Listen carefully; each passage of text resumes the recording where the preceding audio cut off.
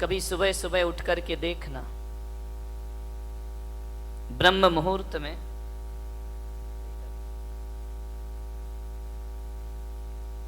ब्रह्म मुहूर्त कितने बजे होता है? बोलो भाई, 4 बजे शुक्र है। नहीं तो एक जगह मैंने मुंबई में पूछा कि ब्रह्म मुहूर्त कितने बजे होता है, बोले 9 बजे। तो मैंने कहा 9 बजे ब्रह्म मुहूर्त कैसे हो जाएगा? बोले महाराज मुंबई में तो 9 ही बजे होता है। तो मैंने कहा 9 बजे ब्रह्म मुहूर्त, बात समझ में नहीं आती है। उसकी पत्नी बैठी थी बाजू में, मैंने कहा ये क्या बोल रहा कि 9 बजे ब्रह्म मुहूर्त होता है?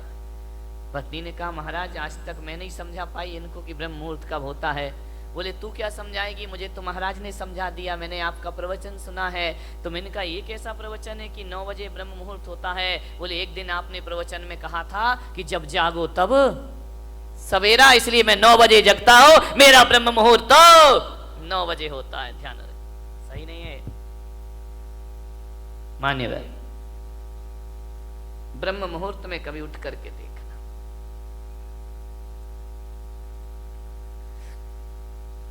आकाश की तरफ देखोगे, सुबह भी आकाश की लालिमा होती है और सांझ भी आकाश की लालिमा होती है। जब सूरज उगता है तो भी आकाश लाल हो जाता है और जब सूरज डूबता है तो भी आकाश लाल हो जाया करता है।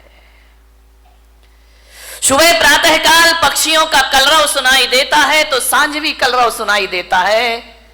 फर्क कितना होता है कि सुबह की लाली उठाने का काम करती है और शाम की लाली सुलाने का काम किया करती है। और सुबह के पक्षियों का कलरव जो हुआ करता है वह घोंसलों को छोड़कर बाहर निकलने का होता है और शाम का जो कलरव होता है वह घर वापस लौटने का कलरव होता है। ध्यान रखें, सुबह सुबह पक्षी चहचहाते हैं, कलरव करते हैं, आकाश में पंख फैलाते हैं। ऐसा लगता है सुबह सुबह उन्हें देखो कि जैसे बड़े महोत्सव में शामिल होने के लिए जा रहे हो। पक्षियों के जीवन में कितना आनंद है, कितना संगीत है। पक्षियों के जीवन में प्रातःकाल इतना आनंद हुआ करता है, घोंसले से देखता है आकाश में सूरज आया, उषा काल में पंख फैलाकर आकाश में उड़ जाया करता है, मुक्त आकाश का आनंद लिया करता है। कभी देखना जब हवा का झोंका आता है तो एक वृक्ष कितनी मस्ती में झूमा करता है, कितने आनंद में आनंदित हुआ करता है। देखना कभी जिंदगी में विचार करना, नारियल का पेड़ अपनी मस्ती में झूमा करता है और गुलाब का पौधा अपनी मस्ती में झूम, कितना आनंद है इन वृक्षों में, इन पेड़ पौधों में। कभी देखना पहाड़ से गिरते हुए झरने को, उसके पानी में संगीत है, एक गीत है, एक सुर है। बड़े संगीत के साथ पानी झरना बनकर के धरती पर गिरा करता है, बड़ा आनंद है। कल कल निनाद करती नदी को देखना, कितना आनंद है उस नदी में, अपनी मस्ती में रहती है, अपनी मौज में रहा करती है। चिड़िया आनंदित है, पशु पक्षी आनंदित है। एक गाय का बछड़ा जब दौड़ करके रंभाता हुआ मां के पास आता है, इतना आनंद उस बछड़े में हुआ करता है। मान्यवर, मैं आपसे निवेदन करने जा रहा हूं कि पेड़ पौधे आनंदित है, नदी आनंदित है, तालाब आनंदित है, झरने आनंदित है। कितना आनंद है इस संसार में, सुख ही सुख है मेरे भाई। विचार करिए आप, प्रकृति का कण कण आनंद में जी रहा है, आसमान आनंदित है।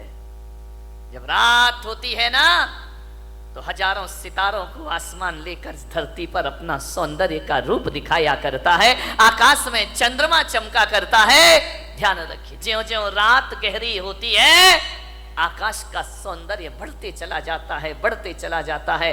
आकाश आनंदित है, धरती आनंदित है, नदियां आनंदित है, पेड़ पौधे आनंद में जी रहे हैं, पशु पक्षियों के जीवन में आनंद है। अफसोस है आदमी के चेहरे पर आनंद दिखाई नहीं दिया। आदमी क्यों निराश है, आदमी क्यों उदास है, आदमी को ऐसा क्या हो गया है?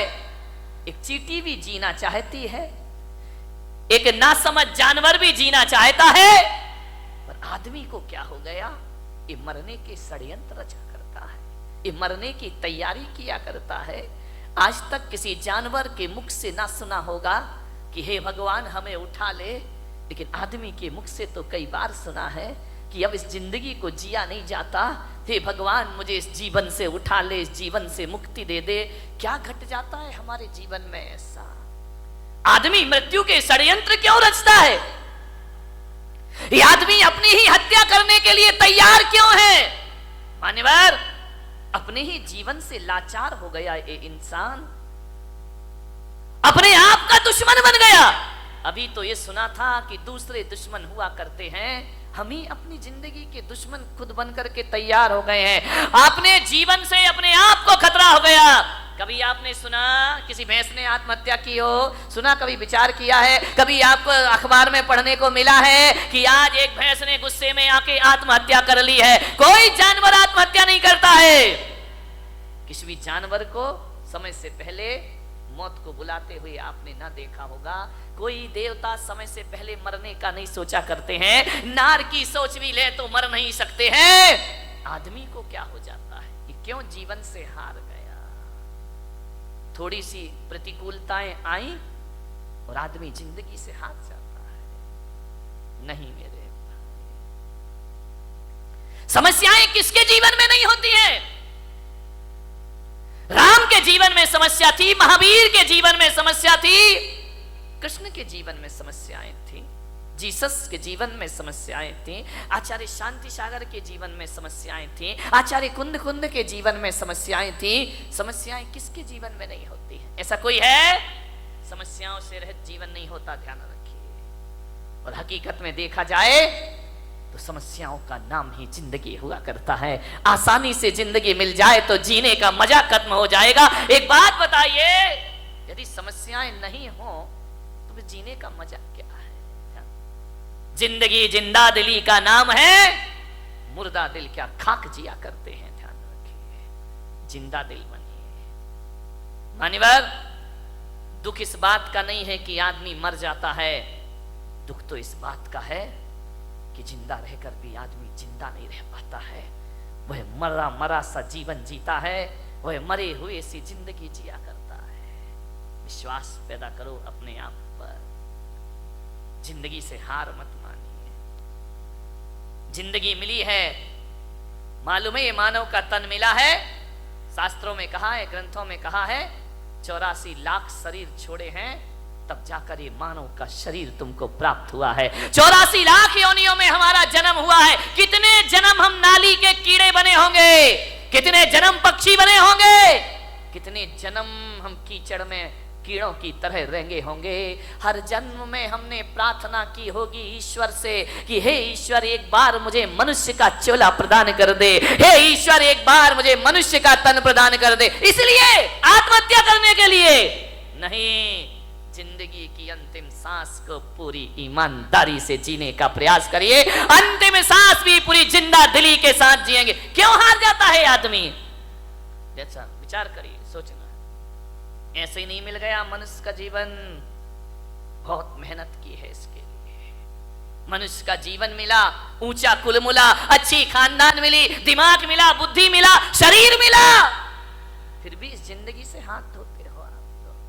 अब तो घबरा के कहते हैं कि मर जाएंगे, अब तो घबरा के कहते हैं कि मर जाएंगे। मरकर भी घबरा गए तो फिर बताओ अब किधर जाएंगे? दूसरा हमारे पास कोई रास्ता है नहीं। जिंदगी मिली है, अच्छे से जियो, तरीके से जियो, सलीके से जियो। बहुत कम जीवन मिला है, इसे उदासियों में मत गुजारिए। जिंदगी भीख में नहीं मिलती, जिंदगी बढ़ के छीनी जाती है। जिंदगी भीख में नहीं मिलती, जिंदगी बढ़ के छीनी जाती है। अपना हक संग दिल जमाने से छीन पाओ तो कोई बात बने, सर झुकाने से कुछ नहीं होगा, सर उठाओ तो कोई बात बने, पोंछे करे अश्क अपनी आंखों के, मुस्कुराओ तो कोई बात बने, मुस्कुराओ तो कोई बात बने। उदास मत जियो, जिंदगी को पूरे आनंद के साथ जीने का प्रयास करो।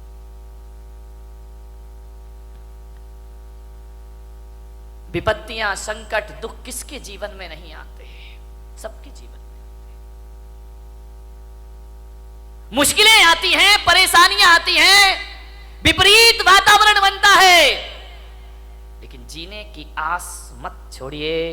जलजले आते हैं, तूफान आते हैं, उड़ीसा में चक्रवात आता है, गुजरात में भूकंप आता है, हजारों लोग बेघरबार हो जाया करते हैं। लेकिन एक बात ध्यान रखो बारामती वालों, इतने बड़े भीषण आंधी तूफान के बाद, भूकंप के बाद भी जो आदमी जिंदा रहता है वो अपना उजड़ा हुआ आशियाना फिर से बना लिया करता है, वो अपना घर फिर से निर्माण कर लेता है। क्या हुआ, जिंदगी कितनी बार छीनेगी, फिर बना सकते हैं।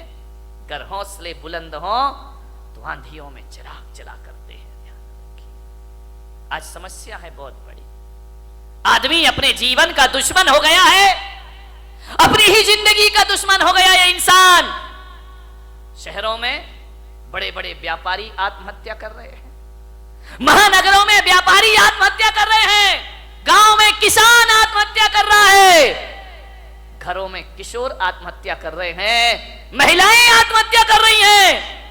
थोड़ा सा निराशा हुई, थोड़ा सा मन का नहीं हुआ, थोड़ा सा प्रतिकूल वातावरण हुआ और आदमी मरने को तैयार है। और एक बात बताओ, बारामती के लोगों से मेरा निवेदन है, इस पंडाल में ऐसा कोई व्यक्ति बैठा है जिसने आज तक आत्महत्या का विचार ना किया हो?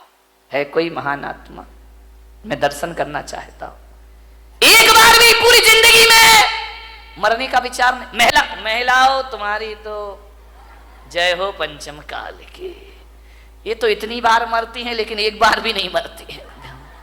विचार करिए, सोचना है आपको। बात बात पर आदमी मरने का सोच लेता है। ऐसा कोई नहीं होगा इस दुनिया में जिसने अपने पूरे जीवन में एक बार मरने का ख्याल भी ना लाया हो। मर नहीं सका वो बात अलग है, लेकिन मरने का ख्याल तो सबके भीतर आ जाता है। थोड़ा सा मन का नहीं हुआ, मैं मर। महिलाओं का तो नहीं, यहाँ की महिलाओं की बात नहीं कर रहा हूं। कौन बोला बंबई वालों की कर रहे हो ना? तुम्हारी तो अभी नहीं, आगे जाके विचार करना है आपको। महिलाएं तो हमेशा थोड़े, इनके दो ही हथियार हैं, ध्यान रखना। या मैं मायके चली जाऊंगी या फिर मैं मर जाऊंगी, आत्महत्या कर लूंगी, सुसाइड कर लूं, मैं नहीं जीऊंगी, तंग आ गई जिंदगी से। महिलाओं से मैं बात बात पे आत्महत्या के विचार मत बनाइए, मरने के विचार मत बनाइए। ध्यान रखिए, विचार करिए आप। बहुत अशुभ विचार है। भगवान महावीर कहते हैं मरने के विचार भाव हिंसा कहलाया करती है, और भाव हिंसा को द्रव्य हिंसा से भी बड़ा पाप माना जाता है। अरे दैहिक हिंसा उतनी खतरनाक नहीं होती है जितनी वैचारिक। इससे बड़ी क्या हत्या, दूसरों की हत्या करना भगवान महावीर ने पाप कहा है। एक इंद्रिय जीव को भी मारना भगवान महावीर ने पाप कहा है। अरे एक बात याद रखना, मेरे महावीर कहा करते हैं, अरे दूसरों की हत्या करना पाप है, लेकिन अपने आप की हत्या करना महापाप हुआ करता है। इससे बड़ा दूसरा कोई पाप, दूसरों की हत्या करना तो पाप ही है, अपनी करना महापाप हुआ करता है। इसलिए भगवान महावीर ने एक प्यारा सा सूत्र दिया है। भगवान महावीर ने 4 शब्द इस इंसान को दिए हैं। अरे वो 4 शब्द नहीं, 4 वेद हुआ करते हैं, वो 4 आर्य सत्य हुआ करते हैं, वो महावीर के 4 शब्द। ध्यान रखना, इनसे बड़ा ना कोई आगम होता है, ना शास्त्र होता है, ना पुराण होता है। महावीर ने इस दुनिया को केवल 4 शब्द दिए हैं। महावीर ने इतना ही कहा है, इस मानव जीवन को सफल करना है तो 4 सत्य में जियो। वो 4 सत्य है, वो 4 वेद है, वो चारों धाम की यात्रा है। वो 4 शब्द इस धरती को दिए, जियो और जीने दो। इससे बड़ा कोई धर्म ग्रंथ नहीं हुआ करता है, इससे बड़ा कोई शास्त्र नहीं हुआ करता है, इससे बड़ा कोई आगम नहीं हुआ करता है। न वेद है, न पुराण है, न कुरान है। 4 शब्द में उन्होंने अपनी पूरी देशना को समाहित कर दिया, 4 शब्द में पूरे दर्शन को रख दिया भगवान महावीर ने। ऐसे दार्शनिक हुए, उन्हें ज्यादा बोलने की जरूरत नहीं पड़ी। भगवान महावीर से पूछा गया कि आप बताइए एक सेंटेंस में धर्म का सार क्या है, तो महावीर ने कहा जियो और जीने दो। ध्यान रखिए, सारी दुनिया समा गई इसमें, सारे ग्रंथ समा गए इसमें। ध्यान रखना, 11 अंग 14 पूर्व का सार समाया है। ये इतना साधारण अक्षर नहीं है, इतने साधारण शब्द नहीं है कि बैनरों पर लिखवा दिए जाएं और हमारी इतिश्री हो जाए। ध्यान रखिए, जियो और जीने दो। भगवान महावीर ने सबसे पहले कहा है जियो, ध्यान रखना, उसके बाद जीने दो। मैंने कहा ऐसा क्यों कहा है, स्वार्थी क्यों बना दिया कि पहले खुद जियो फिर दूसरों को जीने दो। तो महावीर ने कहा ये स्वार्थ नहीं, ये परमार्थ हुआ करता है। अरे जो आदमी खुद जीना नहीं जानता है वो दूसरों को जीवन दान कहां से दे सकता है। पहले खुद जियो, कैसे जीना है। जब खुद ही नहीं जियोगे तो जीने दो कहां से आ जाएगा जीवन में। ध्यान रखिए, बहुत बड़ा शब्द है ये भगवान महावीर का। धर्मनिरपेक्ष है, सार्वजनिक है, यूनिवर्सल है। हिंदू हो, मुसलमान हो, सिख हो, ईसाई हो। कल एक सांसद महोदय मेरे पास आए, उन्होंने कहा महाराज भगवान महावीर पर कोई ऐसी पुस्तक है जो सरल शब्दों में लिखी गई हो। मैंने कहा पुस्तकें तो बहुत हैं, समझने वाला चाहिए। बोले नहीं, बिल्कुल सरल, बिल्कुल सरल। तो मैंने कहा महावीर को पढ़ने के लिए पोथियों की पढ़ने की जरूरत नहीं हुआ करती है, महावीर को समझने के लिए ग्रंथों की जरूरत नहीं हुआ करती है। मैंने कहा मेरे महावीर का स्वरूप देख लीजिए, इससे बड़ा कोई शास्त्र नहीं हुआ करता है, इससे बड़ा कोई उपदेश नहीं हुआ करता है। और महावीर का यदि सबसे बड़ा कोई ग्रंथ है तो जियो और जीने, इससे बड़ा कोई ग्रंथ नहीं है। ध्यान रखना, चाइना हथियारों का आविष्कार कर रहा है, पाकिस्तान अणु बम की धमकी दे रहा है, अमेरिका दादागिरी दिखा रहा है, भारत में भी हथियारों की होड़ लगी है। मालूम है किस लिए? कि अमन चैन की स्थापना हो। लेकिन इन्हें कौन समझाए। मैं पुलक सागर कहता हूं कि विश्व में अमन चैन जब भी आएगा, आज नहीं तो कल, कल नहीं तो परसों, सारी दुनिया को महावीर के झंडे के नीचे आना ही पड़ेगा, महावीर के सिद्धांतों को अपनाना ही पड़ेगा, महावीर के उपदेशों को स्वीकार करना पड़ेगा। यदि चाइना सोच ले जियो और जीने दो, पाकिस्तान सोच ले जियो और जीने दो, भारत सोच ले जियो और जीने दो, तो क्या करोगे हथियारों का मेरे भाई, क्या करोगे इन शस्त्रों का? क्या करेगा आदमी शक्ति संपन्न होकर के? जियो और जीने दो। जैन कुल में पैदा होके इन शब्द की महिमा नहीं समझ में आई, बहुत बड़ी ताकत है।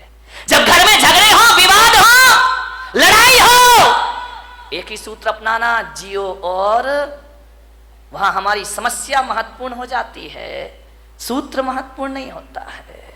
सूत्र को महत्वपूर्ण कर लो, रातों रात घर के झगड़े समाप्त हो जाएंगे मेरे भाई। समाज में विवाद हो जाए, भाई भाई में विवाद हो जाए, परिवार में झगड़े हो जाएं, कोई कितनी भी बड़ी गलती कर दे, कितना भी बड़ा अपराध कर दे, आदमी एक सूत्र जुबान पर ले आए, जियो और जीने। क्या अपराधियों को जीने का हक नहीं है इस धरती पर? उन्हें भी जीने का हक है मेरे भाई, पापियों को भी जीने का हक है। महावीर जैसी दृष्टि, महावीर जैसा सोच। और मैं आपसे निवेदन करता हूं कि महावीर के इस देश में, महावीर के इस समाज में, महावीर के इस पंथ में आत्महत्या करना महावीर का सबसे बड़ा अपमान है मेरे भाई। इससे बड़ी कायरता दुनिया में कोई दूसरी नहीं हुआ करती है। आत्महत्या के विचार कभी मत बनाओ, विचार बनाना भी पाप है। मरने के पहले क्यों मर जाते हो? ध्यान रखिए, जिंदगी में जीने की बात ना रखिए। मरने में रखा क्या है? कौन सी बहादुरी मेरे भाई मरने में? कौन सा बड़ा मेहनत करना पड़ता है। 2-4 भक्त मेरे पास आए, बोले महाराज हम आपके शिष्य हैं। तो मैंने कहा अच्छी बात है भाई, क्या करें? बोले हम आपके भक्त हैं। तो मैंने कहा ठीक है। बोले आप आदेश करो। मैंने कहा क्या आदेश करूं? बोले जो आप कहोगे वो काम हो जाएगा।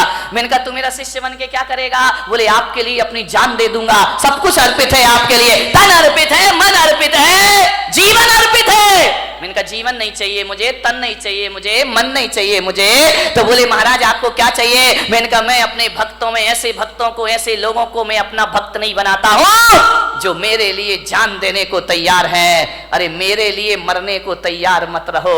सच्चा भक्त यदि मुझ पे मर जाएगा तो वो सच्चा भक्त नहीं होगा।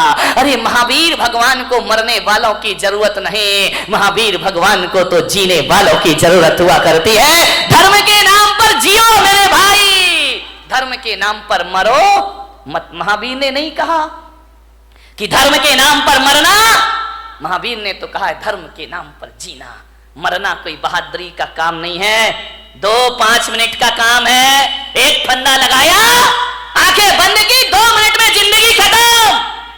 एक बंदूक लगाई, जिंदगी खत्म। गला घोट लिया, जिंदगी खत्म। मरना कौन सी बहादुरी है? मरने में टाइम कितना लगता है? 1 मिनट, 2 मिनट, 5 मिनट। मिट्टी का तेल डाला, आग लगाई, मर गए।